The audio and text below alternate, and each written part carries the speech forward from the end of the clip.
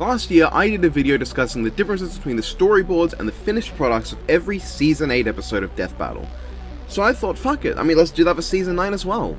These storyboards are all done by John Mitchell, and can be viewed on their Twitter page listed in the description as long as my dementia-riddled ass doesn't forget. So yeah, I'm going to be going over every storyboard and pointing out what was changed, and how I feel about those changes. Well, there is one episode in Season 9 that for personal reasons I will be excluding, not going to talk about it. I'd really appreciate if people don't just ask what it was and why in the comments, and furthermore, I'd appreciate if people don't respond to the people who do ask trying to answer on my behalf. It's a me thing, and I don't want that to become the focus. What I do want to be the focus though is these storyboards, because they are really good. Harley Quinn vs Jinx. Harley vs Jinx doesn't feature many major differences, but a few minor ones. In the storyboard, there is no opening shot for the episode establishing the setting. Rather, it starts with Harley hitting the thing, and then Harley also does not say, "And they say these games are rigged!" Moments later in the storyboard, Jinx says, "Oh my gosh, that was awesome!" Yeah, you're just gonna have to accept these impressions. Before she talks about exploding stuff. Frankly, in both cases, I think the episode's version's better. Jinx's line feels kinda just dumb, while Harley's added line I think fits quite well. The establishing shot is also one of my favourite shots in the fight, just the way it all lights up. One change I don't like, however, in the storyboard, when Harley asks Jinx if she has a light, she just brings it up and says, "Hey Snookums, you got a light?" Instead of the song and dance with the stupid glasses that happened in the episode. Not only is this funnier to me in the storyboard, it also doesn't feel like it pauses the fight as much. However, in the storyboard, Jinx doesn't seem to laugh about the dynamite in her mouth, and she actually looks angry about it. Obviously, the laugh is much better and conveys her character more. A change that I completely understand though is the teleportation sequence. In the episode itself, they only teleport to the set of Blake vs Mikasa and a vague sci-fi city before the censorship land. In the storyboards, however, they transport to space, to Minecraft, to Gotham City with Batman in the background, and then some mountains. Obviously this was changed so that they could just use a set they already had, and then use one that might be used in the future. Instead of modeling an entire Minecraft world and Gotham City set just for the shot. In fact, I would not be surprised if these weren't actually intended to be in the episode, but rather, the storyboard artist was just told to convey that they're teleporting to different areas, and threw them in for fun. Finally, the last changes are all pretty minor. The mirror maze is just called the Land of Mirrors in the storyboard. The plush toy Harley got at the start I guess was different, because in the storyboard she's calling Jinx a teddy killer instead of a bunny killer like in the episode. Jinx also says "smells like home" before the zoom in on her eye, which was changed to give it more impact by having her say the final bit in sync with the animation. And Jinx also grabs a camera in the episode, which she doesn't do in the storyboard, nor does Harley bleed flower petals in it. Overall, the changes for Harley vs Jinx are pretty minor, with the only one I think I would have liked to be more like the storyboard being a pretty insubstantial moment that doesn't really bother me that badly. All alterations that are made for the episode aside from that one bit are improvements, and I gladly take all of those over the one thing I prefer on the storyboard. Well, except for the Minecraft and Batman bits, we definitely should have gotten that. Seriously, when is Batman going to be in Death Battle? It feels so overdue. Scarlet Witch vs Zatanna. The differences between the versions of Scarlet Witch vs Zatanna are even more negligible than Harley Quinn vs Jinx, with none of any real note happening until the climax of the battle. First off, in the storyboard, it looks like a star-shaped transition was meant to be at the start of the episode that was probably removed because it's just not important. I think it also looks more like the bunny Zatanna is attacking Wanda by actively clawing at her face in the storyboard, while in the fight it looks like it's wrapping its snatch on her schnoz. The first actual change though is that Wanda says, "I'd say this calls for some avenging," instead of "I'd say this calls for an avenger," before summoning the Hulk, who was originally meant to actually scream smash when he shows up too. Still both pretty irrelevant, and Hulk, buddy, I know Zatanna's great, but you don't gotta just scream what you want to do like that, okay? Come on man, have some tact. Later in the fight, when Wanda does her no more sound shout, in the storyboard she looks like she has some sort of crazed slasher smile, while in the fight she looks like her piss has reached the boiling point, and either works for me, I'm not bothered, but the boiling piss probably works better. The first change that actually has any value to me is the reaction Zatanna has. In the fight, she kinda just gets blown back by the force of the explosion when Wanda shits herself, while in the storyboard it looks like there was meant to be a brief pause where Zatanna actually reacts to the fact that sound has been destroyed, and then, she gets hit. I think it would have had way more impact in the episode if Zatanna had suddenly realized that her magic enchantment was being stopped by the fact that sound was gone, and gets hit before she thinks to, think her spell instead. What I think is definitely an improvement in the episode though, is that in the storyboard, curtains actually show up on screen for Zatanna to pull open at the end, instead of her pulling, just the screen apart like a curtain. Definitely prefer her playing into the fourth wall more. Finally, in the storyboard, you can actually see the box that Wanda was put in at the back of the stage parted as if she had just done a trick on it, before Wanda's body is made visible. While in the episode, Zatanna kind of just farts Wanda's corpse on stage. Oh, and there's a bunny left over on the storyboard. Overall, these changes aren't really that major at all. I don't think either version is particularly better in terms of what goes on. I prefer Zatanna reacting to the lack of sound, but I also prefer her actively pulling open the black void, so it's fairly even to me. Tanjiro vs Jonathan Joestar. Most of the changes you'll see with this episode are just lines that didn't get in. At least, I assume they're lines. See, with these storyboards, whenever there is a line that's meant to be read, it'll usually be written in the same color as the outline of the character saying it. For this, however, there are several times where it's just black text. And while I was thinking maybe there was meant to be text on screen, because I haven't seen Demon Slayer and I wouldn't know if that's a thing they do, this one here is actually a line that made it into the episode. So I assume these are meant to be lines too. In which case, Tanjiro says second form water wheel in the storyboard instead of total concentration water breathing, and also has the following lines that aren't said in the episode. Third form flowing dance, seventh form drop ripple thrust, dragon sun halo head dance, sunflower thrust. Additionally, there are a few lines not present in the storyboard, those being Jonathan's most unorthodox and Tanjiro's you're mine. Tanjiro also says like me twice during his internal monologue about Hamon, but that might just be a mistake in the storyboard, and I'm pretty sure it is. The other changes are also minor. In the storyboard, Tanjiro breaks this tree instead of just shaking it, and it looks like Jonathan is actively moving his arms to block Tanjiro's strikes during the Metal Silver Overdrive, unlike in the episode where Tanjiro is just attacking his sword. The last one is the only thing I kinda wish they didn't change. You know, I wish they kept it moving, but the rest I can take or leave. Thor vs Vegeta. Thor vs Vegeta is the first episode where an entire sequence is missing in the final product. But first there are some minor changes.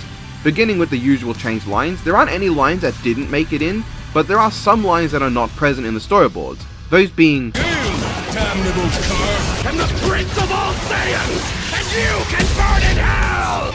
All you will feel is oblivion!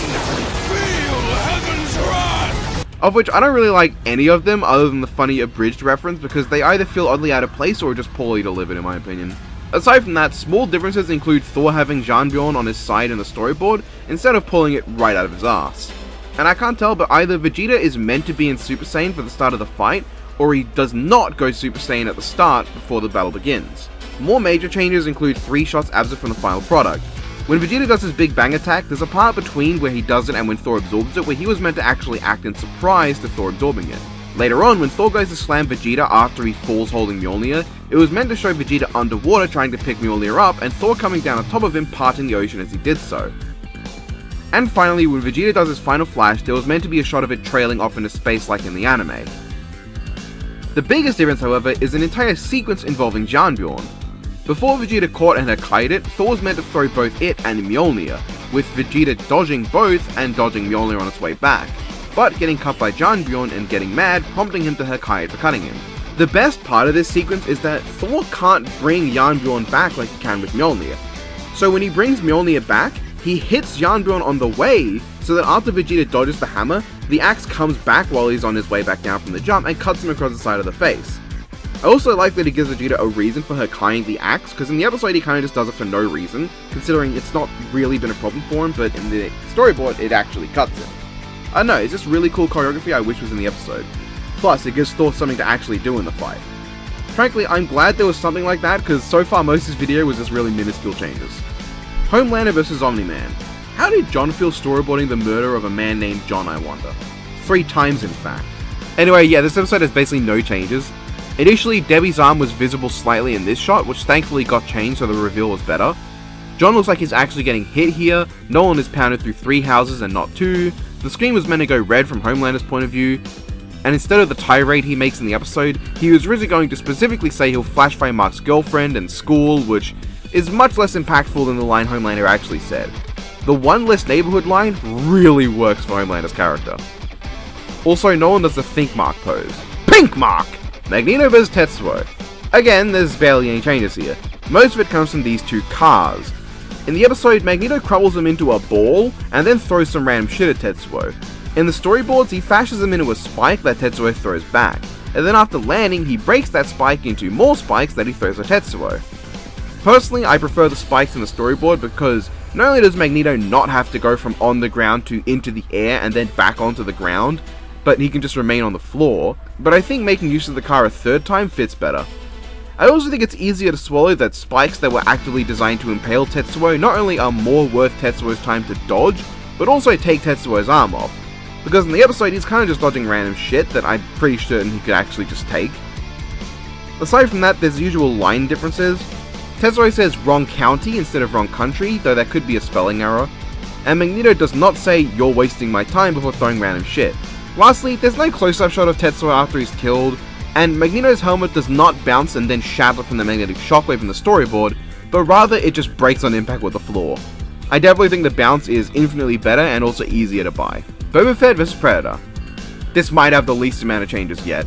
Boba Fett does not say amateur in the storyboard, and he actually damages John Yacha as well at the end. The biggest change is that Boba seems to get hit with the second plasma caster shot, and following that, there's supposed to be a front-on perspective of Boba pulling out a second pistol and spamming blasts at John. I definitely prefer him pulling out that pistol, because it makes not using the plasma caster again more believable. You see, in the storyboard, John Yacha doesn't think Boba Fett has any more ranged weapons. After all, he just saw Boba have a rifle and a pistol and lose both of them. He'd think he doesn't have any more weaponry. But in the episode, he sees Boba can just shoot out of his wrist, so he should be aware there's a ranged weapon on him and keep using the plasma caster. That's really all that changed. Raiden vs Excalibur. So this storyboard wasn't done exclusively by John, but rather it was collaborated with alongside Al McSellen Jr., however that's said. So that's why it looks a bit different at points. Anyway, Raiden vs Excalibur doesn't have any different scenes, but basically everything in the storyboard is like 1,000 times cooler than the actual episode. Which I want to note is not a slight against Devil Artemis. I think Devil Artemis did the best he could, and what this storyboard tells me is that he just was not given enough time to make the episode as cool as it was intended. Which is not his fault at all, because all the changes seem to have been made for simplicity's sake. And I'm 100% certain that if he was given enough time, he could easily have animated all this. So let's start with what was changed. The initial trading of blows for this blade projectile was meant to be from a top-down perspective, which I don't think is a huge change, I just like how it looks on the storyboard. Instead of Raiden jumping and then Excalibur jumping too, they were meant to actually knock each other backwards and upwards from the impact of their blows to lead to the wall run. And with the wall run, instead of Excalibur leaving to run up a building, What's-Her-Face calling him, and then him pulling out his guns while Raiden has landed and is running after him, what was meant to happen was that Excalibur was meant to pull his sword back for an attack, and then What's-Her-Face called him about Raiden's sword, so he sheathed his blade all while still running, and then pulled out his guns and fired at Raiden while Raiden was running. Raiden was then meant to pull out the staff and leap at Excalibur to finish the wall running segment. Admittedly, if this was in the episode, I would probably wonder why Raiden is not attacking Excalibur while the chick is talking, but it's also infinitely cool, so I'd be okay with it. In the episode, Excalibur randomly blocks Raiden's attacks with his sword, and then runs out of ammo. In the storyboard, however, Raiden and Excalibur actually have their bullets hitting each other in mid-air, prompting them to shoot until Excalibur runs out of ammo, which is then why Raiden taunts him, and then Excalibur uses his sword to block. Raiden was also meant to pick up his staff from the ground with his foot and smack Excalibur with it like that, instead of just jumping forward while Excalibur is dodging. While blocking the shots from Excalibur stabbing into the building, Raiden was meant to flip around and grab his sword with his foot and block it like that for no reason other than fucking style, which feels revengeance as fuck. Instead of dabbing and dashing past the explosives, which results in the explosion sucking Excalibur towards it but sending him flying in the wrong direction, he was actually meant to cut the box in half while he was in front of it and just look dead at the explosives as they blew up in his face. Raiden gets sliced by something in the episode when Excalibur dashes past with the jump pack, but in the storyboard Excalibur was meant to actually kick him and jump off his body to get higher. And Raiden had a shot of him coming back around before Excalibur missiled him. Speaking of which, instead of running up a building, Raiden was meant to jump off Excalibur's barrage of missiles to get towards him. This is the sequence that really makes me think this was a result of time, because I'm certain Devil Artemis with enough time could have pulled this off. Finally, this shot was meant to be a tracking shot, as instead of Raiden just coming forward with his scythe thing and then that vanishing in the next shot with Raiden just slicing back and forth like this, he was meant to actually be tethered to Excalibur with it and swing to and fro attached to it to hit Excalibur. Additionally, Raiden's sword was meant to land in pieces instead of just stab into the floor whole, but this was also just meant to be if Devil Artemis had time and wasn't actually necessary. Also, shout out to this extra animation. James Bond vs John Wick. This episode has very minor changes, but also a few that are more substantial. To start with minor ones, when Bond and Wick land on the floor, they actually cough up blood instead of just coughing normally. And the entire sequence from when Bond gets his phone shot and the entire knife fight, the characters are on the opposite side of the screen compared to the episode, up until Bond falls back after being stabbed. There's also two thought bubbles, which I'm pretty sure were just jokes added to the storyboard and weren't actually meant to be in the episode. What I'm not sure about is this. Wick seems to have been intended to have an X-ray of his body getting shot by Bond. I don't know if this was meant to literally be there, but that kind of feels like it would have been out of place. Finally, there's this. When Bond shoots Wick with his cigarette, a piece of Wick's outfit seems to fall off his body. This later floats back down and Wick looks at it before he dies of chandelier and stomach syndrome. I'm not entirely sure what's going on, but presumably this would have been a piece of his bulletproof suit, maybe the part that Bond actually shot through earlier in the episode to explain why he could suddenly shoot through it. Or maybe I'm an idiot and this is just half of his phone. I'm looking at it again, maybe it could be his phone? So instead of this ending shot, which was not present in the storyboard, maybe it was meant to fall down and land in front of him, but then it floats down like cloth. I'm not entirely sure what's going on. Black Adam vs. Apocalypse.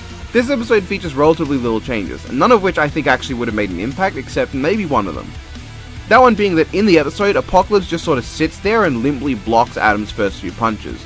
But in the storyboard, he goes for his own punch and is stopped by Adam clocking him. And then he catches Adam's second punch, and then Adam goes for his Shazam. I like that a lot more. Other than that, the intro had an X-Men vs. Action Comics title card, and there's a location title as well. Apocalypse doesn't say fools. The robot that body slams Adam was meant to come from the distant background, not from off screen. The stomping sequence is flipped from the episode, and the moon doesn't break, but rather Adam and Apocalypse end up seemingly flying all the way to the moon and putting a gash in it. Obviously, it breaking is cooler. Trunks vs. Silver. This episode might have to take the cake for least changes so far, because there's a total of 3. One of which is, I guess, substantial, and the 2 aren't. The ending shot is not present, it just cuts after Silver dabs away, and the final flash is closer to the Earth and resembles Vegeta's Z-Flash more than in the episode, while also not changing colours. The most substantial change, if you can call it that, is that Oolong is not present when Trunks pulls his cards. To me, I do prefer him being there because not only is it funny, but also it changes the context. With Oolong being there, Trunks saying good enough seems to be because he's thinking, well, 2 out of 3 ain't bad. If he's not there, Trunks seems to be acting as if Pan and GT Goku are a bad pull, which changes the context of this joke from Trunks gets a bad pull to a joke about GT being bad. Given who Trunks is, I think it would be super out of character if Trunks bashed on GT for no reason, so I prefer Oolong being there so he actually is reacting to something that makes sense. That's it, moving along. SpongeBob vs. Aquaman. Again, very few changes. At the start, SpongeBob destroys a robot and not these rancid things, and when he first mistakes Aquaman for Omni-Man, he says this. Aquaman also has different dialogue, asking SpongeBob why he summoned him through a tear in reality, which at least lampshades the weird portal thing. Probably the most notable changes are the last 2. Instead of boffing Aquaman in the gut and then blowing him away, the bubble missile just sends him flying in one go on the storyboard. I don't think I need to tell you that the version of the episode is much funnier. And secondly, instead of stepping back and smiling in memory of Aquaman, SpongeBob just walks off and looks away after drawing his grave. I really prefer the episode's version, I just think it fits better. Jason vs. Michael. Jason vs. Michael features a multitude of changes, but not many that seem to change much. In the initial scuffle, it looks like it's choreographed a lot slower in the storyboard. I actually quite like the dynamic drawn here. Michael moves very much like a robot, super stiff and slow, while Jason is moving like a gorilla. He's also stiff and slow, but not in the same way, he's just throwing his weight around while Michael is just moving like a machine.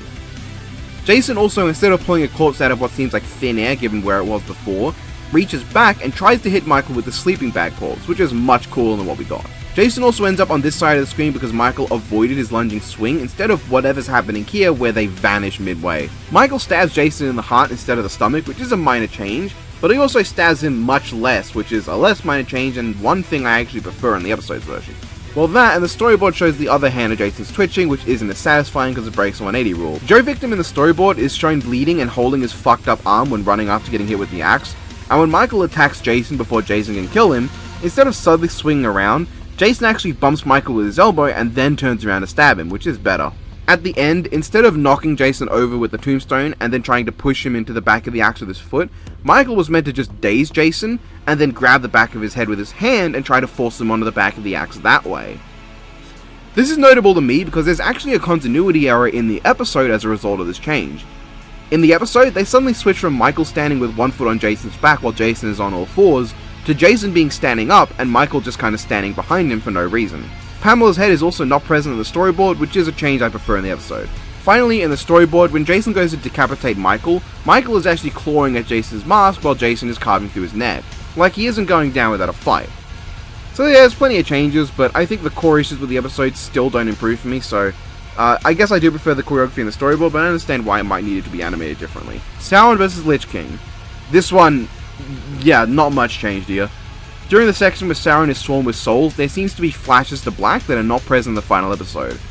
Will Sauron manages to knock Arthas down instead of being caught? Additionally, when Frostmourne is destroyed, Arthas is not only holding it in the wrong hand in the storyboard, but it looks like he's drawn trying to block, while in the episode he's swinging it to match Sauron's attack, which is much cooler. Finally, 2 lines from Sauron are altered. Sauron's I see you is just not there, which is much less cool than the actual episode. And Sauron's final line in the storyboard was changed in the episode to say the Void, which is in reference to Sauron's line when Frodo puts on the One Ring in Fellowship of the Ring. Deku vs. Asta. This time there's some more sizable changes, but still not as much as what last season tended to have. Starting with altered and missing lines, Asta does not scream Black Meteorite in the storyboards, which is a shame. He also feels the need to directly point out that he can't do anything about Deku's powers, as if we can't figure that out ourselves. Additionally, he says Wizard King and not Magic Emperor in the storyboard, and instead of screaming I'm ending this, Deku seems to just think nothing before he throws a building. Weird. As for other changes, at the start, Asta was supposed to be swinging at Deku with his sword instead of, I guess, trying to stab him. The rest is mostly the same until near the end. First off, it's way more clear that Deku used wind to throw the building instead of telekinesis in the storyboard. And also, when the two are clashing in the air, the episode has them turn into effects on screen. While the episode is far more dynamic and interesting, while also a bit slower, with the two actively being on screen ramming each other. Deku also does not punch Asta into a wall, leading to Asta flying back and punching him.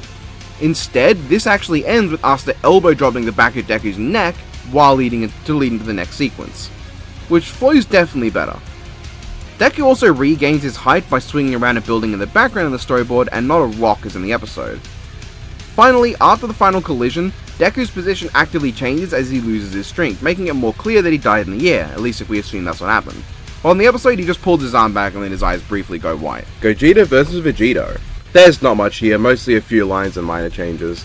At the start when they're fighting in Super Saiyan around Shenron, it's actually a proper fight instead of just some lines flying around. The punch clash between Thor and Blue seems to be calling back to the clash between Super Saiyan 4 Goku and Superman in Season 1 instead of just what we got. And other than that, it's just some small details and some lines. Gogeta doesn't laugh like in his Omega Shenron fight after the bluff Kamehameha, but rather he just says gotcha without moving and does the attack without giving Vegito a chance to fight back. Vegito is also bleeding out the mouth at the end, and there's 2 lines that are missing from the episode. In the storyboard, Gogeta shouts Stardust Breaker when he uses it, and Vegito says good fight at the end as well, both of which are lines absent from the episode. Yeah, that's basically it. So that wasn't actually the most interesting video, huh? A lot of these episodes are way more in line with the storyboards than last season, that it's kind of impressive. Bye.